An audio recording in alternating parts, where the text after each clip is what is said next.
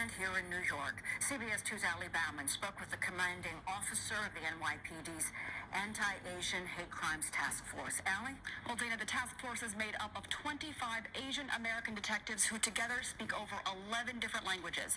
Their job is not only to investigate hate crimes, but also to help bridge the gap between victims and police. The commanding officer says this is important because in order to resolve the rise in hate crimes, we must first understand the full scope.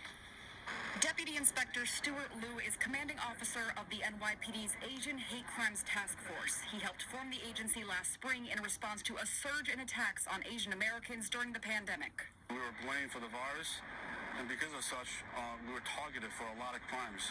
NYPD data shows at least 22 anti-Asian hate crimes so far this year, up from 0 reported in the same period last year. Yes, there's an uptick, there's a surge. It's not something that's new. I think the main reason why we're seeing these numbers go up is because of the awareness. Liu says crimes against Asian Americans have long been underreported.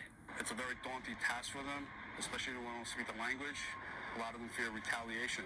How do you go about, encouraging people to come forward? Getting the word out there that this is becoming a problem, that goes a long way in education.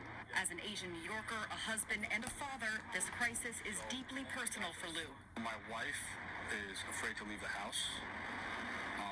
She doesn't want to go on the subways. She doesn't want to walk in the street. If she has to, she would wear her mask and put a hoodie over her face, just so nobody would see that she's Asian. What would you tell, some of the other New Yorkers who, like your wife, are afraid to walk around alone in the city right now? It's a tough question. I got to deal with that stuff every day. So if you could travel with a buddy in pairs or in a group, it would help mitigate being a victim of a crime.